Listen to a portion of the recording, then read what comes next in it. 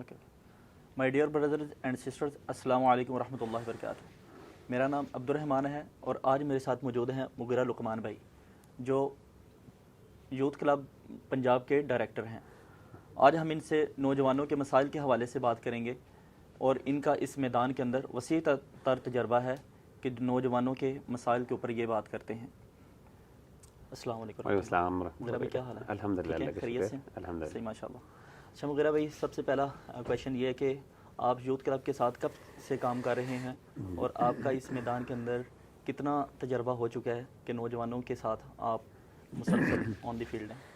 بسم اللہ الرحمن الرحیم. الحمدللہ والصلاۃ والسلام علی رسول اللہ. عبد الرحمٰن بھائی الحمدللہ میں تقریباً یوتھ کلب کے ساتھ آفیشیلی تو ریسنٹلی مجھے کوئی 3 سے 4 سال ہوئے ہیں جو آفیشیلی میں ایز اے ممبر کام کر رہا ہوں. اس سے پہلے الحمدللہ جب یوتھ کلب بنا اراؤنڈ 2011 سے، آج سے تقریباً کوئی 2022 ہو گیا تو تقریباً 10 سے 11 سال ہو گئے ہیں الحمدللہ. تو اس وقت بھی الحمدللہ بھائیوں کے ساتھ مل کے آف اینڈ آن کچھ ورک شاپس کروانی، کچھ لیکچرز وغیرہ دینے.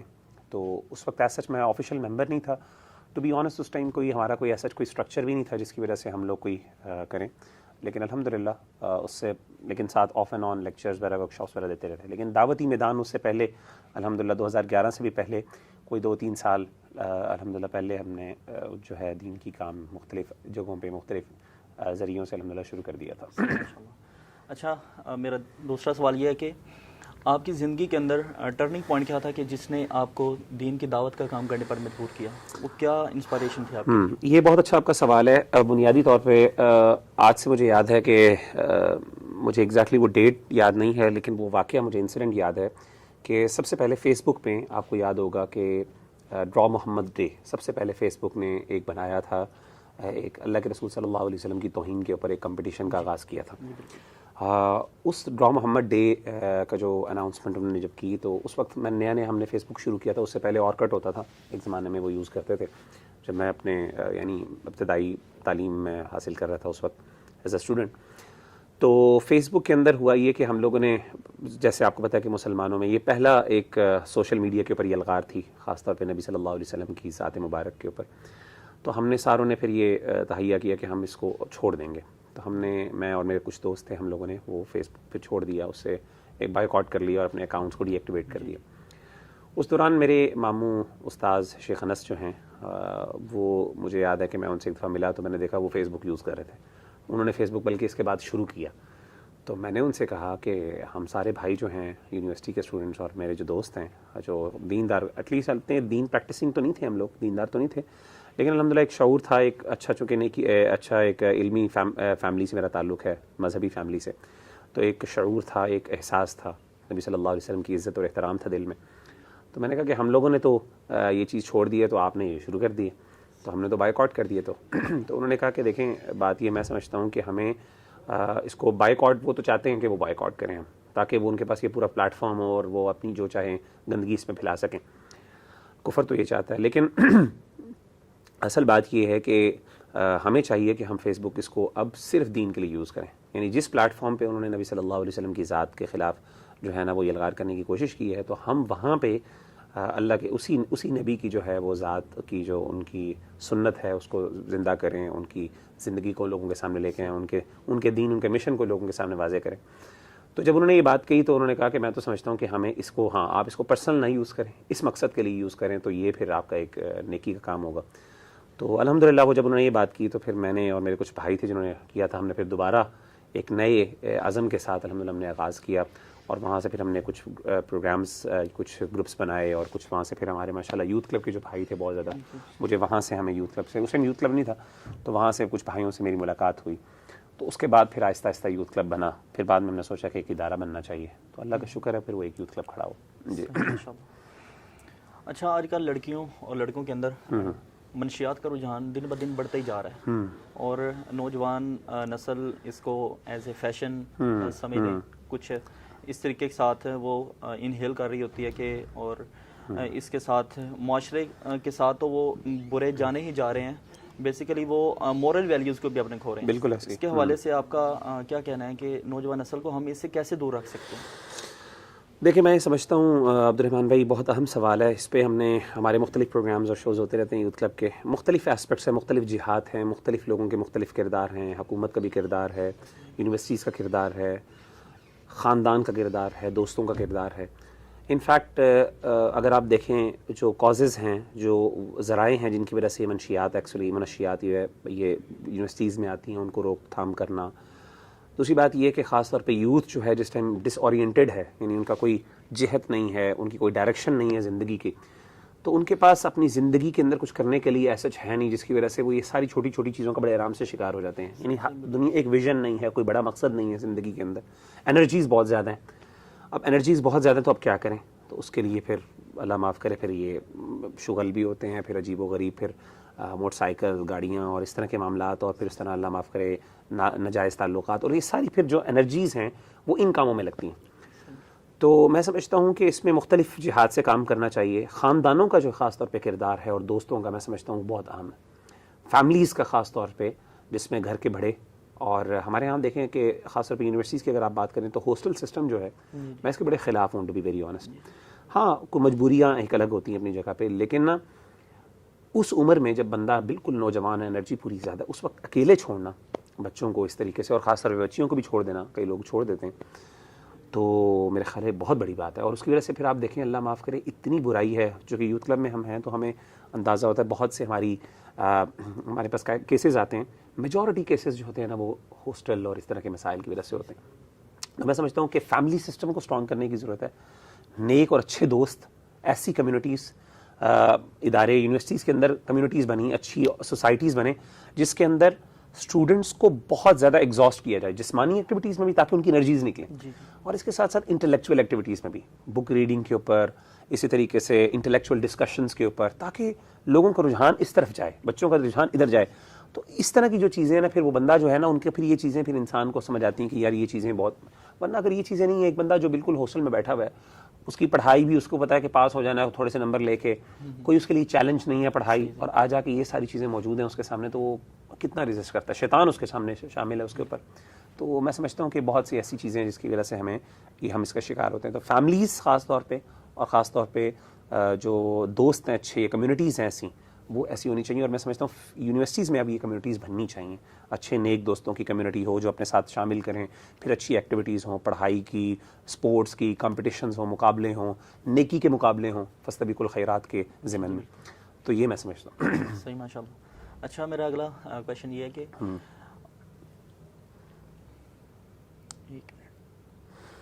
ہر جگہ برائی اور فحاشی کے اس وقت اڈے کھلے ہوئے ہیں, اور حال ہی میں نے آپ کی ایک پوسٹ دیکھی تھی فیس بک کے اوپر, آپ نے ریلز کے اوپر آپ نے پوسٹ لگائی تھی, آپ نے کہا تھا کہ مین کے بندہ اپنی نظروں کی حفاظت نہیں کر سکتا, پرابلمز ہیں بہت زیادہ, سامنے بندہ ایٹومیٹیکلی بندہ اس کی طرف بندہ اٹریکٹ ہو جاتا ہے. تو کیا خیال ہے اس وقت نوجوان نسل جو ہے اس کو ان فتنوں سے کیسے دور کیا جا سکتا ہے, کہ جو مین کے ہر وقت ہی سوشل میڈیا کے اوپر اپنا وقت وہ ٹائم سپینڈ کر دیتے ہیں؟ ہاں عبد الرحمن بھائی, وہی جو پہلے بات کی نا, دیکھیں سوشل میڈیا ہمارے یوتھ کا ایک بہت بڑا مسئلہ جو ہے نا وہ ہے بورڈم. ٹھیک ہے نا, بور ہوتے ہیں ہم, ہمارے پاس کام نہیں ہے کرنے کو. اگر کام ہے تو پڑھائیاں وہ چیلنجنگ نہیں ہے. میں آپ کو بتاؤں, مغرب جو ہے, ویسٹ جو ہے, وہاں کی یونیورسٹیز کی ایجوکیشن بہت ٹف ہے, ہماری بالکل ٹف نہیں ہے. یعنی جن یونیورسٹیز میں ہم پڑھ رہے ہیں نا, میں یہ بھی نہیں کہتا کہ بالکل ٹف نہیں ہے, یعنی ٹف ہیں ان اے سینس, لیکن وہ ایسی ٹفنس نہیں ہے اس کے اندر, یہ ایسی اس میں محنت نہیں چاہیے ہوتی جس کے اندر آپ سمجھے نا کہ آپ کو دن رات اس میں محنت کرنا ہے, لائبریریز کو کھنگالنا ہے, تب جا کے بچے کو پتا ہے کہ میں تھوڑا سا تنگ بھی کر دیا ٹیچر سے, منت سماجت کی, تو ٹیچر بھی کہتے ہیں بیچارہ کوئی بات نہیں, چلو پاس ہو جائے گا, تصور نہیں. تو اب وہ جو چیز ہے نا کہ یونیورسٹیز جو ہیں, آپ امیجن کریں کہ یونیورسٹیز, حالانکہ جب یونیورسٹی میں ایک بندہ جاتا ہے تو ویسٹرن کنٹریز کے اندر یونیورسٹیز تو نچوڑ لیتی ہیں بچے کو, اس کے پاس دماغ ہی نہیں ہوتا کہ یہ ساری چیزیں کرنے کا, سوشل میڈیا کا, ریل کا. میں آپ حیران ہوں گے کہ بہت سی چیزیں میں دیکھتا ہوں, بہت سے میں اپنے دوستوں کو جانا چاہتا ہوں, فیس بک میں ان کے لیے مسئلہ ہی نہیں ہے. وہ کہتے ہیں مالی کبھی فیس بک مسئلہ ہی نہیں ہے, آپ کے لیے کیسے ہو گیا, وہ جو باہر رہتے ہیں, کیونکہ ان کے اوپر اتنی ذمہ داری ہیں. ایک تو ان کو کمانے کی ذمہ داری, گھر والے ان کو نکال دیتے ہیں کہ بھائی کما کے لاؤ, ٹھیک ہے نا. وہ یہاں پہ تو بچہ 30 سال کا بھی ہو جائے تو وہ بندہ تو وہ ابھی تک ماں باپ پہ ڈیپینڈنٹ ہے, ماں باپ کھانا کھلا رہے ہوتے ہیں, ان کو پتا ہوتا ہے کہ میں گھر میں رہ لوں گا, مجھے کوئی پوچھنے والا نہیں.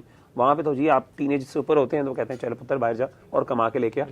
وہاں پہ کمائی کا آپ کے اوپر ذمہ داری. اسی طریقے سے اس کو پتہ ہوتا ہے کہ میرے گھر والوں سے مجھے سپورٹ نہیں ملنی ہے کیونکہ فیملی سسٹم نہیں ہے, مجھے سب کچھ خود سروائیو کرنا ہے. ایجوکیشن حاصل کرنی ہے تو مجھے پتہ ہے کہ کیا کرنا ہے, ایجوکیشن کے اندر بھی وہ اپنے آپ کو لگاتے ہیں. ایسا نہیں ہے کہ مطلب میجورٹی نہیں, وہاں پہ بھی اللہ معاف کرے برائیاں بہت زیادہ ہیں, نشے کی ہیں بہت زیادہ کیسز ہیں, لیکن کہنے کا مطلب ہے وہاں کی یونیورسٹی جو بچہ ایجوکیشن یا اس فیلڈ میں پڑھتا ہے پھر وہ اس کے پاس ان چیزوں کا ٹائم نہیں ہوتا.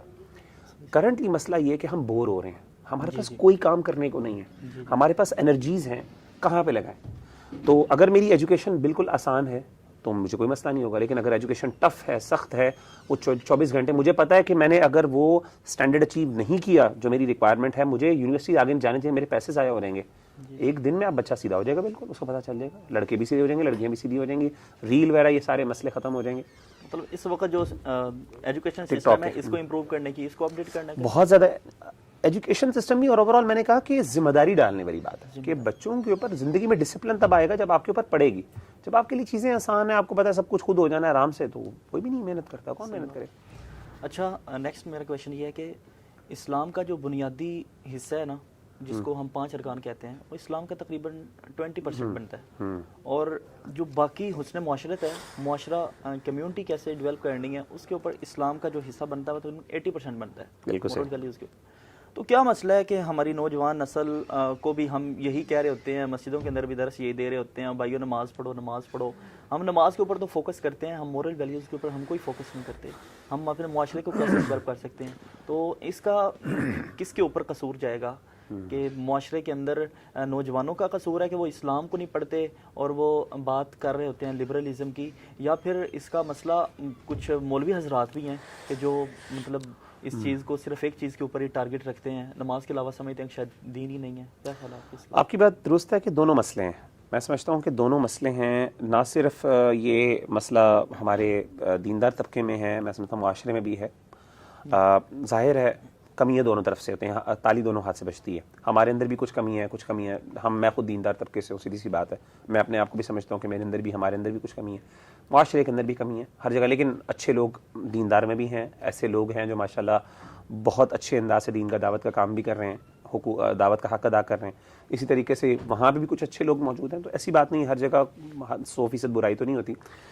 لیکن میں سمجھتا ہوں کہ عبد الرحمن بھائی کہ یہ جو, میں سمجھتا ہوں کہ یہ نیریٹو جو ہے نا بیانیہ, کہ ہم کہیں کہ نماز روزہ زکوٰۃ ہم اس پہ فوکس کرتے ہیں اور باقیوں پہ نہیں, میرے نظر میں کہ ہم اس پہ بھی صحیح طرح فوکس نہیں کرتے. اگر ہم نماز کو اس طرح پڑھیں جس طرح نماز پڑھنے کا حق ہے, یا روزہ زکوٰۃ اس طرح پڑھیں, تو زکوٰۃ اللہ تعالیٰ کہتے ہیں ان الصلاۃ تنہی عن الفحشاء والمنکر, نماز جو ہے آپ کو برائی سے اور فحاشی سے روکتی ہے. تو یہ کیسے ہو سکتا ہے کہ میں نماز پڑھ رہا ہوں اور میرے یہ چیز مجھے روک نہیں رہی, میرے معاشرت کے اوپر اس کا اثر نہیں پڑ رہا. اس کا مطلب ہے میں شاید فرض تو پورا کر رہا ہوں, لیکن اس کی جو اصل روح ہے, حقیقت ہے, وہ آپ اگر پڑھیں تو نماز کی روح اور حقیقت بہت بلند چیز ہے.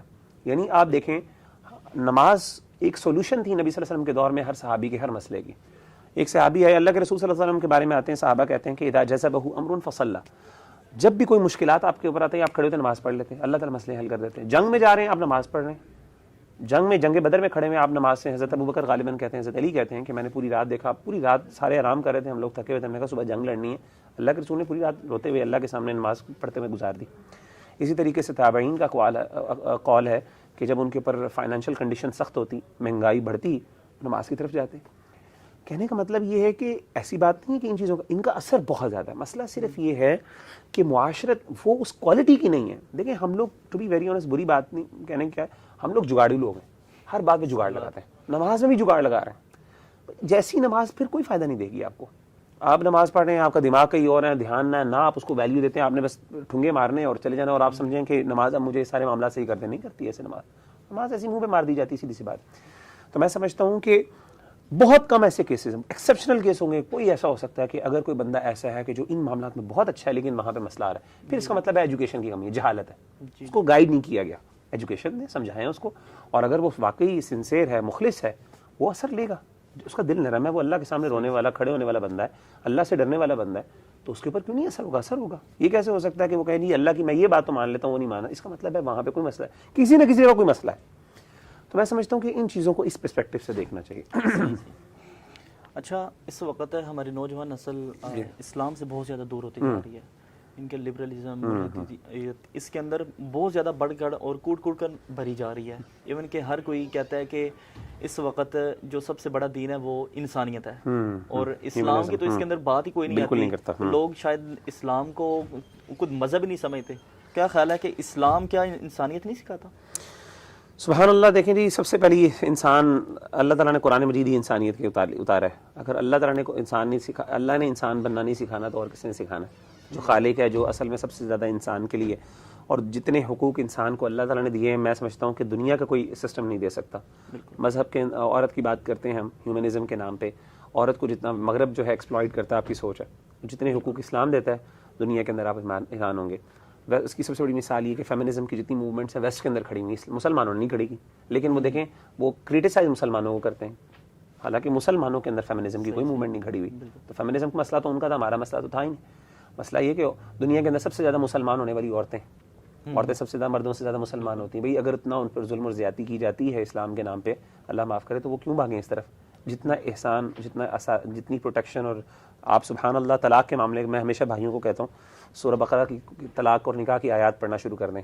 آپ حیران ہوں گے، مرد سمجھتا ہے شاید ہماری نیت ہی کوئی نہیں، اللہ تعالیٰ نے ساری عورتوں کو ہی پروٹیکشن دی ہے. یقین کریں ایسا فیل ہوتا ہے، حالانکہ اللہ انصاف کرنے والے ہیں. اللہ نے عورت کو اتنا، سورہ نساء، عورتوں کو اللہ نے ایسی جگہوں پہ اتنا، یعنی ہر جگہ پہ مرد کو ڈرایا جا رہا ہے. ہر وقت مردوں کو تم نے زیادتی نہیں کرنی، تم نے زیادتی نہیں، احسان کرو، طلاق کے وقت احسان کرو. اللہ معاف کرے ہمارے یہاں معاشرے میں الٹ ہوتا ہے. تو یہ جو سب سے زیادہ اللہ معاف کرے جو بولتے ہیں نا لوگ انسانیت کے نام پہ، سب سے زیادہ انسانیت کے خلاف کام کرنے والے ہی ہیں. یہ جتنے بھی مغربی انسانیت کے کام ہیومنزم کے کرنے والے ہیں، ان کے کبھی آپ جرائم دیکھیں دنیا کے خلاف کتنے کتنے، افریقہ میں کیا کیا جرم کیے جاتے ہیں. نام نہیں میں لینا چاہتا کیونکہ ہمارا پلیٹ فارم وہ ایسا نہیں ہے، لیکن اللہ معاف کرے اسٹیٹسٹکس کوٹ کر سکتے ہیں. جو دنیا کے ہیومنزم کے نام پہ سب سے زیادہ جو بڑا اپنے آپ کو چیمپئن سمجھنے والا ہے، اس نے پوری دنیا کے اوپر کیا کیا ظلم نہیں ڈھائے. انوائرمنٹ کے اوپر، نہ صرف انسانوں کے اوپر، پوری دنیا کے اوپر انوائرمنٹ کے اوپر کیا کیا ظلم انہوں نے ڈھائے، اور کیا کیا اللہ معاف کرے ان کی وجہ سے انسانیت کو تکلیف ہوتی ہے. جانوروں نے انہوں نے تباہ کر دی، نسلیں تباہ کر دی انہوں نے. یہ باتیں ہیں صرف اب، اور سوشل میڈیا میں اب یہ باتیں چھپی نہیں ہیں. اب جو کہتا ہے وہ خود ہی چپ کر کے شرمندگی کے ساتھ. اب مسئلہ یہ کہ وہ ڈٹائی ان کو پکڑے کون؟ ٹھیک ہے، ہم نہیں آج پکڑ سکتے، کل کو اللہ طاقت دے گا، کل پکڑ بھی لیں گے. اللہ بھی پکڑ لے گا، ہم نہیں پکڑا تو اللہ پکڑ لے گا. اللہ ظالموں کو ایک حد سے زیادہ تو نہیں نا برداشت کرتا اپنی زمین پر. تو انشاءاللہ اب اگلا سوال یہ ہے کہ دنیا اور دین، لوگ سمجھتے ہیں کہ شاید یہ دونوں ڈیفرنٹ، دین کا دنیا کے ساتھ کوئی تعلق نہیں ہے اور دنیا کا دین کے ساتھ کوئی تعلق نہیں ہے. ایون کہ اگر آپ یونیورسٹیز کے اندر یا کالجز کے اندر اس وقت صورتحال دیکھیں تو نوجوان نسل ایسی بیٹھک ان کی چل رہی ہے نا، تو اس کے اندر کوئی بھی اگر آ کے دین کی بات کرنا شروع کر دینا تو وہ کہتے ہیں یار یہ یہاں پہ دین کی بات نہیں نہ کرنی، دنیا کی محفل چل رہی ہے. اور اگر وہاں پہ کوئی مسجد کے اندر کوئی دنیا کے طور پہ کوئی اچھی محفل لگی ہوئی ہے، کوئی اپنے مسائل کے اوپر بھی کوئی بات ہو رہی ہے، تو اس کو بھی کہتے ہیں نہیں جی یہاں پہ کوئی ایسا سین نہیں کریٹ ہونا چاہیے. تو کیا خیال ہے، اس کو لیک آف ایجوکیشن کہیں گے، یا پھر ہمیں اسلام اتنا زیادہ سکھائی نہیں گیا کہ ہم دین اور دنیا کو اکٹھا لے کے نہیں چل سکتے؟ اصل میں یہ دھوکہ ہے جو کفر نے دیا ہے. یہ تو سیکولرزم کا کانسیپٹ ہے، دین اور دنیا علیحدہ ہے. یہ تو ہمارا کانسیپٹ ہی نہیں. ہمارا تو دین یہ ہماری بات ہے کہ دین آیا ہی دنیا کے لیے، ورنہ اللہ نے مارس کے لیے تھوڑی بھیجا دین. اللہ نے اس دنیا کے لیے بھیجا، میرے اور آپ کے لیے بھیجا، اسی انسانیت کے لیے بھیجا، اسی سب چیز کے لیے بھیجا. تو اگر یہ نہیں بھیجا تو اور کس کے لیے بھیجا؟ تو اس میں تو دوسری رائے نہیں ہے. تو یہ دھوکہ ہے ہمیں دیا جا رہا ہے. دین اور دنیا میں کوئی فرق نہیں ہے، دین اور دنیا، اسلام آیا ہی دین کے لیے. تو اس میں تو کوئی دوسری رائے نہیں ہے. باقی ایجوکیشن کی کمی ہے، لوگوں کو دھوکہ دیا گیا ہے، لوگوں کو نہیں بتایا جاتا. صحیح. اچھا، نوجوان نسل کے اندر اس وقت عدم برداشت بہت زیادہ کم ہو چکی ہے، اور آئے روز انارکی، مطلب لڑائیاں اور یہ فساد اس وقت بڑھتا جا رہا ہے، اور محبتیں کم ہوتی جا رہی ہیں. بالکل صحیح. اس کے اوپر آپ کا کیا اوپینین ہے؟ بالکل ایسا ہی ہے جی. عدم برداشت، اللہ معاف کرے، جو ایگریشن ہے، وہی والی بات میں نے آپ کو بتایا نا کہ ڈائریکشن انرجیز کو صحیح طرح سے ڈائریکٹ نہیں کیا جا رہا. اللہ معاف کرے، ڈرگز، غلط ریلیشنز اور یہ ساری چیزوں کی طرف جب ذہن جائے گا، ڈپریشن، انزائٹی، اس طرح کے ذہنی معاملات، اور یہ جو ہے نا ذہنی دباؤ اور یہ سارے معاملات ہوں گے، تو اس کی وجہ سے پھر کیا ہوگا؟ اللہ معاف کرے، ظلم، اور اسی طریقے سے انصاف نہیں ملتا ہمارے ہاں. تو یہ ساری ریزنز بنتے ہیں جن کی وجہ سے عدم برداشت، ایگریشن، پھر اسی طریقے سے جو کانٹینٹ ہم کنزیوم کر رہے ہیں سوشل میڈیا کے اندر، اس میں ایگریشن، وائلنس ہے، اور ہمارے پاس کوئی جگہ نہیں اس کو نکالنے کے لیے. کوئی جسمانی طور پہ کھانے ایسے ہیں جس میں اندر انرجیز بہت زیادہ ہیں، اس کو نکالنے کی کوئی جگہ نہیں. اسپورٹس ہم کرتے نہیں ہیں، محنت، فزیکل ایکسرسائزز ہماری ہیں نہیں. یہ ساری چیزیں، ہمارے ڈپریشن، ہمارے دماغ، یہ ساری چیزیں کیا بن رہی ہیں؟ سارا جا کے ہمارے دماغ کے اندر جاتا ہے، اور پھر اللہ معاف کرے اس کو ہم نکال نہیں پاتے. تو یہ ایگریشن اور یہ عدم برداشت اور یہ ساری چیزیں ظاہر ہے یہ ہماری لائف سٹائل کا مسئلہ ہے. تو میں تو سمجھتا ہوں کہ اپنی نیچرل لائف سٹائل میں آئے بندہ محنت کرے، جسمانی محنت کرے، اپنے آپ کو ذہنی طور پہ تھکائے، یہ برداشت والا مسئلہ 2 دن میں حل ہو جاتے ہیں. اچھا سیکنڈ لاسٹ کویشچن ہے میرا.